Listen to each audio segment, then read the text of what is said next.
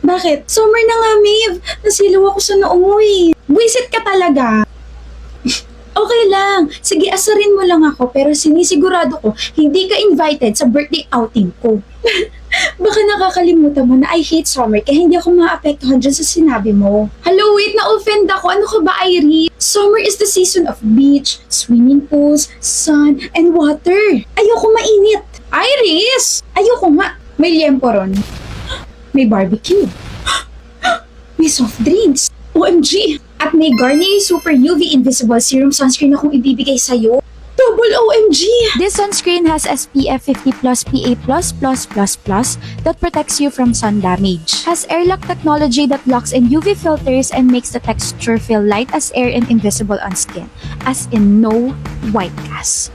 Kaya nga sumama ka na. Ready na ako. Anong? Sasama na ako, Maeve. Tara na, excited na ako. Iris, next week pa yung outing. Talaga ba? Ano ka ba? Sinukat ko lang to. Sige, update mo na lang, Mia. Bye! Don't tell me, nag-away na naman kayo, Jasmine. Ano pa bang bago? Pero diba healthy naman yung gano'n? Kapag nag-aaway kayo ng partner mo, mas nagiging strong yung foundation ng relationship ninyo. Kapag palagi kayo nag-aaway, may mali na sa inyong dalawa. You guys are toxic. Alam mo ba yun? Yung boyfriend mo masama ugali. Tapos ikaw naman, masama yung tama mo sa kanya. Ew, hindi kami toxic, Jeline. Okay, toxic kami pero hindi ganun ka-toxic. Gusto mo yata isa-isahin ko pa yung mga pinag-awayan ninyo. Sige ha, bibigyan kita ng 3. Ba't ka naka-short? Mainit, Owen eh. Magpalit ka, ang taba ng legs mo eh. Ano naman kung mataba? Akala ko ba you love everything about me? Totoo naman, I love everything about you but I want you to improve yourself. Magpalit ka, Jasmine, ng pangit eh. Sino yung yumakap sa'yo? Issue ka na naman, Jasmine. Nagtanong lang ako, issue agad. Wala yun. Sino nga yun, Owen? May binulong pa sa'yo tapos tumawa kayong dalawa and you had the audacity to hold her waist. Classmate ko lang yun. Clingy ah. Nakakasakal ka na, alam mo ba yun? Waist. Alam mo, umuwi ka mag-isa mo, bahala ka dyan. Sabing ayoko nga eh. Bakit nga ayaw mo? Bakit ka ba namimilit? Gusto ko nga makita ng nanay at tatay ko eh. Alam mo namang matalim yung dila ko, di ba? Gusto mo ba sabihin ko sa harap nila ng pangit ang bahay ninyo? Sama-sama mo. Kung masama naman palang nagsasabi ng totoo, di sana matagal na ako nakakulong. See? Healthy ba yun? Minamanipulate ka lang niya, Jasmine. Wake up! Pero mahal ko siya. Tapos, mahal namin yung isa't isa. Tumingin ka nga sa akin. You deserve someone better. Kung siya na yung nakikita mong pakakasalan mo, abang may sira na dyan sa utak mo. Cause why would you stay in a relationship na walang ibang ginawa kundi questionin yung halaga mo? Tama na. Best friend mo ko, okay? I want you to be happy but not in this situation. Maghiwalay na tayo, Owen. May nagawa ba akong mali? Marami. Huwag mo naman gawin sa akin to, Jasmine. We've been together for 2 years. I don't want to lose you. Di sana tinrato mo ako ng tama. Alam mo, I was stupid enough to stay dito sa relationship na to kahit na binababa mo na ako. Mahal kita. Okay? Mahal pa rin kita. But I think, Give me a chance to improve myself. Ngayong nakikipaghiwalay ka na sa akin, I just realized something. Ibibigay ko sa'yo yung gusto mo. Maghiwalay tayo, but please, let's still talk. I realized na ayoko mawala sa buhay mo. I'm so sorry, Jasmine. sabi niya improve niya raw yung sarili niya. Jasmine! Pero hindi ako pumayag. Hindi ka pumayag? Bago ako natulog kagabi, nag-flashback lahat ng mga sakit na binigay niya sa akin. I mean, naging mabuti naman akong girlfriend sa kanya. But he will always find a way to mock me, hate me, hurt me. Kaya, hindi ako pumayag sa gusto niya. Ano sabi niya? Ipipilit niya pa rin daw yung sarili niya, habulin niya pa rin daw ako. Ang kapal ka mo ng mukha niya. Sobrang kapal. Tama yan. Iwan mo yung siraulo niyan. Yung mga ganyang lalaki hindi na dapat nag-e-exist. Single ka na? 3 weeks na. Welcome to the Single Healthy Happy Club, Jasmine! Out ka na sa toxic relationship mo. OA mo ah. O hindi yun OA, excuse me, nakakaparod kaya yun. Para ka nakawala sa headlock ng isang dinosaur. Ewan ko sa'yo. Fresh pa rin naman yung nangyari. Masakit pa rin, pero naniniwala ako magiging masaya rin ako. Kaya yan, pero parang hindi naman masaya yung friend natin na si Jess. Jasmine, ex mo to, diba? Ha? Sinend kasi ng boyfriend ko tong photo na ex mo ngayon. Nakita niya si Owen naglalaro sa arcade. O tapos, alam ba ng boyfriend mo na break na kami ni Owen? Naglalaro siya kasama ng best friend mo, Jasmine. Magka-holding hands sila. Ito.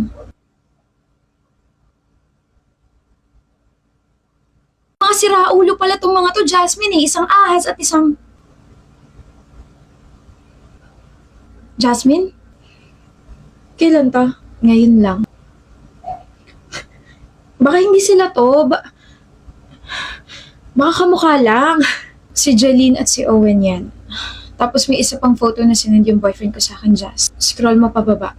Makikita mo na nakahalik yung best friend mo sa pisngi ng ex mo. Baka naman as friends lang. Jasmine, you can't be friends or you can't love your best friend's ex lalo na't alam nito na sinaktan ka ng ex mo emotionally. That's basically girl code. Kasi di ba, paano nila magagawa sa akin to? Paano magagawa sa akin ng best friend ko to? Imposible to. Baka inedit lang to o baka kasi imposible talaga. Mag-holding hands tapos kakabreak lang namin. Di ba? Hindi pwede to. Hindi to pwede mangyari, di ba? Jazz, hindi pwede itong ginagawa nila. Gusto mo bang i-confront namin sila? No. Samahan ka namin? I'll do it myself. Kanina pa kita hinahanap, Jasmine. Alam mo ba, natapilok ako, nakakaloka, nakita pa ako ng ibang mga schoolmates natin. Tapos nakita ko, natawa sila. Hindi ko siya marinig. Ang tanging naririnig ko lang ay mabigat na tibok ng puso ko ngayon. May ebidensya naman pero may parte sa akin na sana hindi yun totoo. Na napilitan lang siya. Na hindi niya ako tatriggeren ng dahil sa isang lalaki. Hablutin ko yung mga ngipin nila eh. Masakit? Di naman masyado, okay pa naman yung paa ko. Hindi yun. Alin ba? Yan yung tinutukoy ko. Masakit?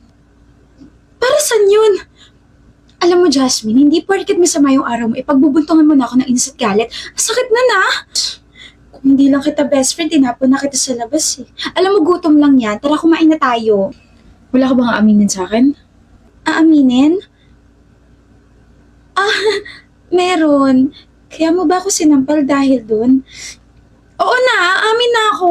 Ang totoo niyan, nasa akin yung makeup kit mo. Tinago ko kasi dapat pagtitripan kita kaso nabuking mo agad ako. Hidden talent mo ba yan? Yung ano? Magpanggap na okay lang lahat. Huy, wala naman akong problema. Kailan pa naging kayo ni Owen?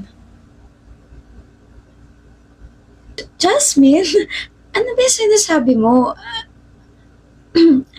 Anong kami? Huy, masama yan. Bawal yun. May nakakita sa inyo kahapon. Kahapon? Nagpasama ako sa kanya kasi hindi ka available.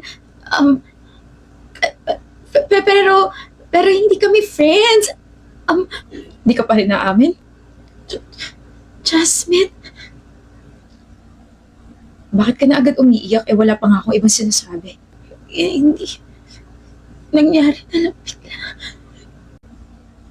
Bakit?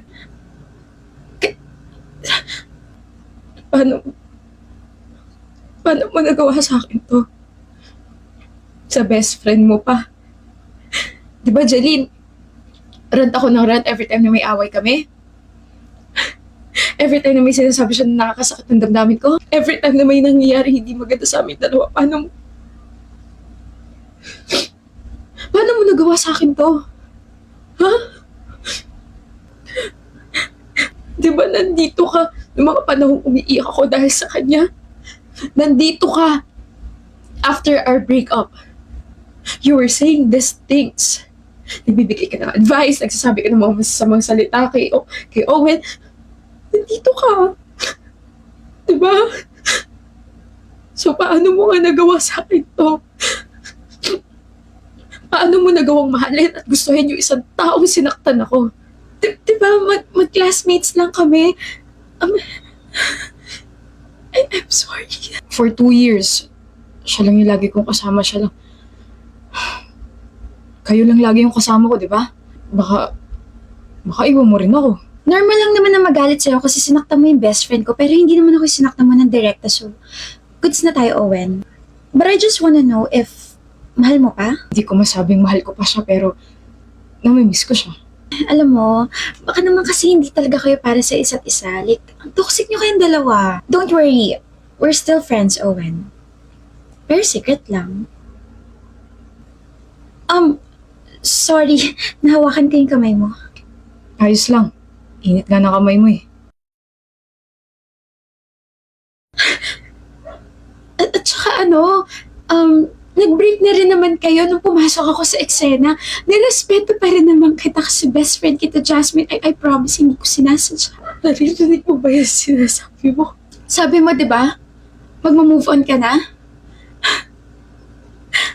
Alam nga namang ibigay ko sa'yo si Owen. Masaya kami, Jasmine. Actually, mas masaya siya sa akin. Kaya please, huwag ka na gumawa ng eksena. Ibigay mo na sa amin to.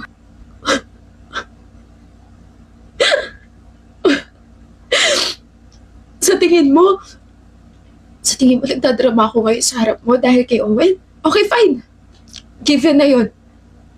Pero umiiyak ako, nasasaktan ako kasi yung best friend ko for 7 years. 7 years, Jeline! Yung best friend ko, ikaw! Ano mo ako nagawang traidorin? It's not about that guy. It's about us. About our freaking friendship. Hindi ka nang hinayang. Di mo ako naisip. Di mo naisip yung mga pinagsamahan natin. I'm sorry. Mukhang hindi ka. I'm so sorry, Jasmine. Buti na lang graduating na tayo, no? Hindi ko na makikita yung mga mukha ninyo. Pero hindi ko siya kayang hiwalayan. Hindi ko naman sinabi hiwalayan mo siya. Panindigan mo yan. Panindigan niyo yan, okay? Panindigan niyo yung mga panghuhusgang matatanggap niyo sa mga tao. Alam mo, magalit na lahat sa akin. Please, patawarin mo na lang ako. Hindi ko sinasadya, I promise. Ayoko. Kahit makalimutan na ng lahat ng nangyari na to, pues ako hindi. Kahit patawarin na kayo ng lahat, ako hindi. Sayang, Jeline. It takes two to tango, sabi nila. But if people will ask me why I decided to confront you instead of Owen, it's because you were with me for 7 years.